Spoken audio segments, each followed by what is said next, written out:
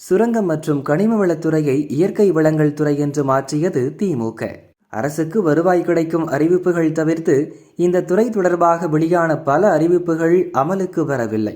அவற்றில் முக்கியமானவை: தமிழக சிறு கனிம விதிகள் 1959 ஆய்வு செய்து மாற்றங்களை செய்ய குழு அமைக்கப்படும்.